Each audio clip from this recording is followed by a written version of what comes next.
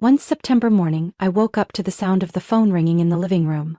My heart tightened, as if I knew something bad was about to happen. Just as I feared, Matthew's, my husband's voice came through, excited but cold. "Annie, Mom and I just arrived at the airport. Paris is going to be amazing. Make sure you take care of Dad, okay? We'll probably send you some pictures next week." The call ended abruptly with a long beep, leaving me in stifling silence. I put the phone down, feeling empty inside. The large mansion in the suburbs of Seattle gleamed under the morning sun but felt as cold and desolate as an empty fortress. I glanced around at the walls adorned with expensive art and crystal chandeliers. Somewhere inside, Mr. Henry, my father-in-law, lay motionless on the large bed in the west wing, where he had spent the past 3 years in a near catatonic state. Matthew and his mother Eleanor always had convenient excuses to leave me alone with the responsibility of caring for him. "I have urgent work, Mom needs a relaxing getaway," they would say over and over again. But I knew the truth. They didn't want to be burdened by responsibility. To them, I was nothing more than a tool to maintain the illusion of their perfect family image. At 33, I had given up my career and personal ambitions since marrying Matthew. At first I believed he loved me, but I eventually realized that what he truly needed was a compliant wife to please his mother. Eleanor liked to control everything, from the house's decor to the way I spoke. Her compliments always carried an undercurrent of supervision and control. "You're taking great care of Mr. Henry, Annie," she often said with a fake smile, but in her eyes I saw the real message. I wasn't allowed to abandon this role. I walked to the living room, stood by the large window and gazed out at the garden. The maple trees had started changing color, their red leaves vibrant, but I felt no sense of relief. Everything in this house suffocated me. It was a lavish prison, where I was trapped by obligations and promises I had never willingly made. I turned away from the window and entered Mr. Henry's room. He sat quietly in an old armchair near the window. His cloudy eyes seemed unfocused, staring at nothing in particular. Over the past 3 years he had become a shadow of his former self. A once successful businessman, now living like a faded monument. I sighed softly and adjusted the blanket over his legs. "Do you need anything?" I asked gently, not expecting a response. But to my surprise, he slowly turned his head and gave me a brief, evaluating look. It lasted only a moment but was enough to leave me unsettled. I stood still for a few seconds, then quietly left the room, wondering what had just happened. In the spotless kitchen, I washed the breakfast dishes, letting cold water run over my hands. Suddenly, the image of Mr. Henry's gaze from earlier resurfaced in my mind. I shook my head, telling myself I was overthinking. But deep down, I couldn't shake the feeling that something was about to change. And maybe I should prepare for it. I set my teacup down on the table when I heard a faint call from the end of the hallway. At first, I thought I was imagining it, having grown used to the silence that engulfed this house. But then the voice spoke again, weak. "But, Annie, come here for a moment." It was Mr. Henry. Surprised, I quickly made my way to his room. He rarely called for me and barely spoke more than a few brief sentences. When I entered, he was already sitting up in his armchair, his gaze sharper than usual. "Do you need something, Mr. Henry?" I asked cautiously. He looked at me for a long moment before finally speaking. "I don't need anything, it's just... I think it's time I told you the truth." I froze in place. "The truth? What truth?" Mr. Henry sighed, his eyes shifting to the window. "Annie, how long have you been living here?" "Since I married Matthew, more than 3 years," I replied, puzzled by the strange question. 3 years, he repeated, his voice filled with reflection. 3 years you've lived here like a prisoner in your own home. Have you ever wondered why things are the way they are?" I didn't know how to answer. The truth was, I had wondered about it before, but daily responsibilities had made me forget those questions over time. "Annie, I'm not really sick," he suddenly said, his tone firm and resolute. His words hit me like a slap. I stared at him in shock, unable to believe what I had just heard. You're not sick. What are you saying?" Mr. Henry nodded slowly, his face devoid of any sign of jest. "I've been pretending to be ill. For the past 3 years, I've only wanted to observe how this family would treat me and each other when they thought I was dying." I held my breath, overwhelmed by the revelation. He had deliberately made himself appear as though he were on the brink of death all this time. "Then, why are you telling me this now?" I stammered. "Because I can't bear it any longer, Annie. I've seen enough. I know Matthew and his mother, Eleanor, have been scheming to take control of my estate and push you out." A chill ran down my spine. They've done what?" "They've been meeting with lawyers to prepare inheritance procedures for when I die," he said slowly, each word cutting through the air like a blade. "They've been planning everything for a long time, including how to ensure you won't get anything. To them, you're nothing but a temporary servant." I trembled with both anger and a deep aching pain. Matthew and Eleanor, the two people I had endured and served for years, had been cruelly conspiring against me behind my back. "I can't believe this," I whispered. Mr. Henry placed his hand on mine, his eyes filled with empathy. "I know this is hard to accept, but it's the truth, and I need your help to expose them." I stepped back, trying to steady myself. "But if they find out that I know—" "They won't leave me alone, Mr. Henry." "That's exactly why we need to be careful," he said, his voice low but firm. "You're the only person in this house that I can trust. If you help me, we won't just protect what I've spent my life building, you can also free yourself from this prison." The room fell into silence for a moment. I lowered my gaze to my hands, thinking about everything he had just said. Finally, I gave a slight nod. "I'll help you." A glimmer of hope appeared in Mr. Henry's eyes, but I knew that the real battle had only just begun. I sat at Mr. Henry's desk, the light from the lamp illuminating the documents he had handed me. They contained financial statements, contracts, and letters exchanged between Matthew and Eleanor. Each line revealed a bitter truth. "Everything I've gathered is here," Mr. Henry said slowly. "But we need stronger evidence. They're very cautious, and these documents alone won't be enough to stop them legally." I clenched my hands, anger and helplessness swirling inside me. "So what do we do next, Mr. Henry?" He looked at me with a stern expression. "We need to record their key conversations. Their own words will be irrefutable proof." I nodded slightly. This wouldn't be easy, but I knew there was no turning back. I had lived under Matthew and Eleanor's control for far too long. It was time to reclaim my life. The next day, I discreetly began placing recording devices in the areas they frequented most: Matthew's office, the living room, and the dining room.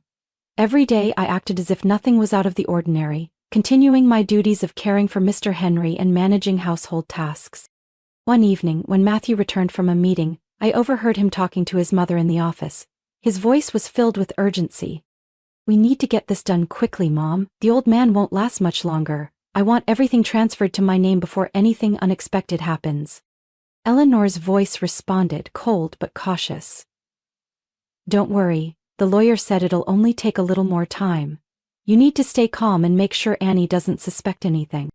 Hearing those words, I felt a chill run down my spine. They didn't see me as anything more than an obstacle to be managed.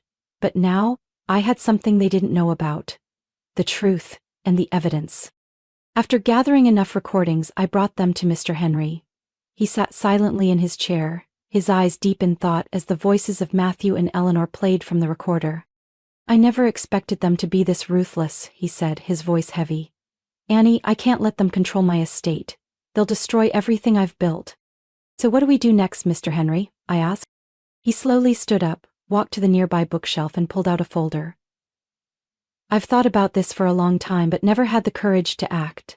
Now is the right time. I'm going to transfer all my assets to a charitable foundation. And you, Annie, will manage it." My eyes widened in shock. "Me? But how can I handle such a huge responsibility?" "You've lived in the shadows for too long, Annie," he said gently. "I've watched you over the years. You're much stronger than you think. You're the only one I can trust. If not you, then who?" I stood frozen, feeling the weight of his trust in every word. Finally, I nodded slowly. "I'll do it. For you and for myself." Mr. Henry smiled softly, but his eyes remained filled with determination.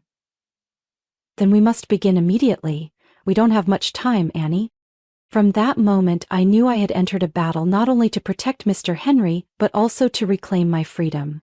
That afternoon, as the sun began to set, I stood on the balcony, gazing toward the main gate. Matthew's luxury car slowly pulled into the mansion grounds. Eleanor sat in the back seat, wearing oversized sunglasses and looking as proud as ever. From a distance, I could already hear their laughter and chatter as they got out of the car. "Annie, we're back!" Matthew's voice echoed from below. I took a deep breath, preparing myself for what was to come. The plans Mr. Henry and I had meticulously prepared ran through my mind. Eleanor was the first to enter the living room, her smile smug and condescending as always. "Everything okay here, Annie? I knew you'd manage just fine. As for us, we had an amazing trip. Paris never disappoints." I responded with a simple nod, keeping my face calm. Matthew walked in right after, tossing his coat onto a chair. "How's Dad?" he asked without the slightest hint of genuine concern. "He's waiting for you both in the study," I said curtly. Eleanor raised an eyebrow, surprised. "Waiting? He has something to say?" "Yes," I replied, my gaze steady on her. "It's something important." Matthew and Eleanor exchanged puzzled glances but didn't ask further. They followed me to the study, where Mr. Henry sat upright behind his large desk. He appeared calm, though his eyes held a steely resolve. "Take a seat," he said slowly. Matthew and Eleanor sat across from him. The tension in the room grew so thick it was almost suffocating. "We need to discuss the family's assets," Mr. Henry began. "While you were in Paris, I finalized some legal arrangements." Matthew chuckled mockingly. "What arrangements? Dad, you've always left Mom and me in charge of everything." "Not anymore," Mr. Henry responded coldly. "All of my assets, including companies, real estate, and bank accounts, have been transferred to a charitable foundation. Annie will manage the foundation, with the goal of supporting the community." The room fell into absolute silence. Matthew and Eleanor froze as if turned to stone. It took a few seconds before Matthew shot up from his chair, his voice tight with anger. "What? You've got to be kidding, right?" "There's no joke," I interjected, locking eyes with him. "Everything has been signed and legally completed. There's nothing you can do to change it." "Impossible!" Matthew shouted, his eyes bloodshot with rage. He turned to Mr. Henry, his voice filled with fury. "She tricked you. Annie manipulated you." Eleanor also stood up, trying to remain calm but unable to hide her unease. "Dad, you can't do this. We're your family. You're destroying everything we've built together." "Family?" Mr. Henry scoffed. "The family you speak of is built on deceit and schemes. I've spent my entire life building this estate, and all you've thought about is how to take it for yourselves. This is my final decision." Matthew slammed his fist on the table in anger. "You have no right to do this. We'll sue to get everything back." Mr. Henry remained unnervingly calm. "Go ahead and try, but remember I have solid evidence of your schemes. Every word, every action has been recorded." I placed the recorder on the table and pressed play. The cold, calculating voices of Matthew and Eleanor filled the room, outlining every detail of their plan to seize the estate. Matthew's face turned pale, while Eleanor staggered and sank back into her chair. They were left speechless. The evidence marked the end of all their ambitions. Mr. Henry slowly stood and looked at both of them. "You have 1 week to leave this house. That's all the time I'm giving you." Matthew and Eleanor sat frozen, their faces a mixture of fury and helplessness. I knew that from this moment on, their lives would never be the same. They left the study in a storm of anger without saying another word. I stood still, watching them go, my mind uneasy. Though things seemed settled, I knew those two wouldn't give up their ambitions easily. Mr. Henry turned to me, his eyes weary but filled with relief. "It's finally over," he said softly, as though reassuring himself. "We still need to be cautious, Mr. Henry," I replied. "They might try to retaliate." "I know," he nodded. "But they have nothing left. All the documents have been signed and transferred. My lawyers have confirmed that no one can overturn this decision." In the following days, the tension in the house remained high. Matthew and Eleanor were constantly on the phone with lawyers and advisors. Heated arguments echoed from Matthew's office every day, making it hard for me to concentrate on daily tasks. However, all their efforts led to one inevitable outcome. There were no loopholes to dispute the transfer of assets. One afternoon, while I was preparing dinner in the kitchen, Matthew walked in. His face was filled with anger and frustration. "Annie, do you really think you've won?" he growled, stepping closer to me. I lifted my head, meeting his gaze calmly. "This isn't about winning or losing, Matthew. This is about fairness. Mr. Henry saw the truth about both of you and decided to protect what he's worked so hard to build. Matthew sneered. You're so naive. You think this will get you away from us? We'll find a way to take everything back, no matter how long it takes. I didn't flinch. Go ahead and try, but I suggest you prepare for a different life. Your days of living in luxury are over. Matthew clenched his fists but said nothing more. He turned and walked out, leaving me standing there feeling more relieved than I had in years. On the final day of the one-week deadline set by Mr. Henry, trucks loaded with Matthew and Eleanor's belongings rolled out of the mansion. I stood on the balcony, watching as they left. Eleanor glanced back a few times, her eyes filled with both regret and hatred, but she said nothing. In the study, Mr. Henry sat by the window, watching it all unfold. When the main gate closed behind the last truck, he let out a long sigh. They're gone. This house has finally reclaimed its true essence. I walked into the room and sat across from him. Now we can start over, Mr. Henry. We can turn this place into something meaningful. He nodded, his expression thoughtful. Yes. I let too many terrible things happen for far too long. But thanks to you, Annie, I can finally make things right.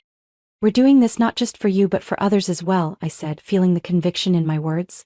We're going to create a place where no one will ever be treated unfairly like I was. Mr. Henry smiled.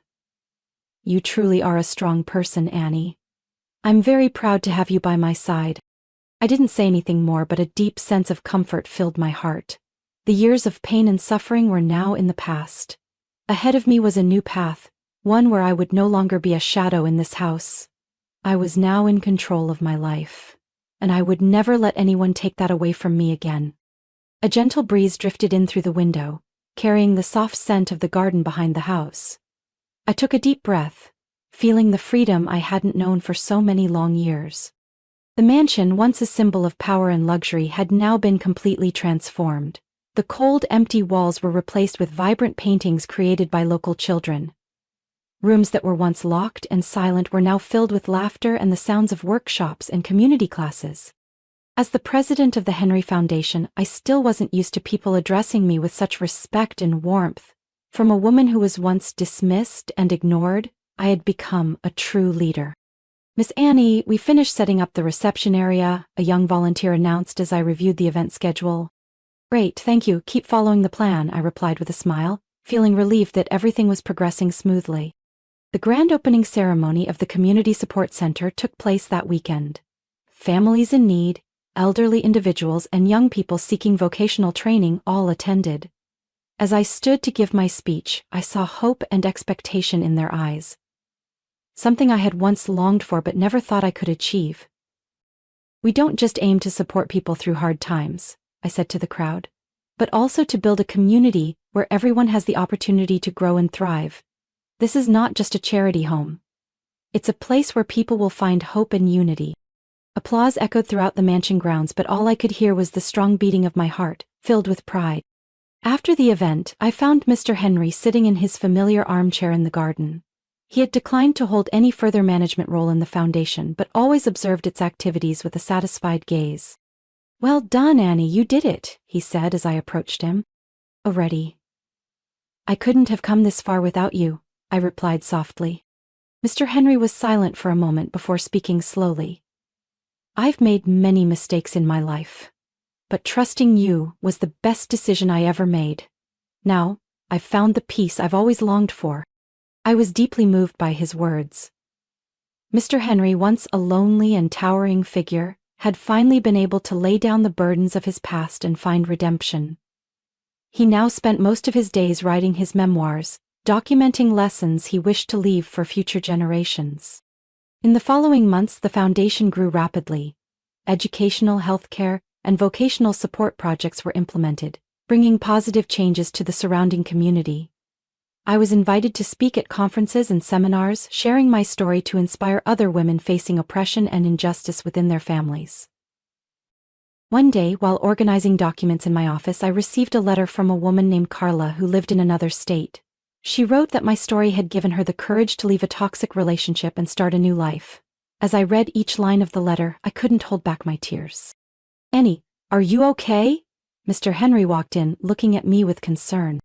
I'm fine. It's just that I never thought I could make such a difference, I said, quickly wiping away my tears. You've found your strength, Annie. That's the most important thing, he replied with a gentle smile. That afternoon, I stepped out into the garden. The gentle spring sunlight filtered through the green leaves, making me feel as though I stood in an entirely different world. This was the place where I had once felt imprisoned. But now it was where I belonged. A place where I could live and grow freely. The road ahead was still long, but I felt no fear. With the resilience I had built over the years, I knew I could face any challenge. I had emerged from the darkness and was now shining a light to help others find their own paths. This journey was no longer just about me. It was a testament to inner strength, perseverance, and the belief that justice will always prevail. And I, Annie, would continue to write new chapters in my life, alongside those I loved. Annie's story isn't just about triumphing over schemes and injustice, it's about rediscovering inner strength and self-worth. In real life, we may also face difficult circumstances, trapped by responsibilities and toxic relationships. However, only by standing up for ourselves, finding courage, and staying determined can we escape the darkness and create positive change for ourselves and others. What do you think about Annie's journey and the changes she made in her life? Share your thoughts in the comments below. Don't forget to follow the channel so you don't miss more meaningful and insightful stories about family life in upcoming episodes.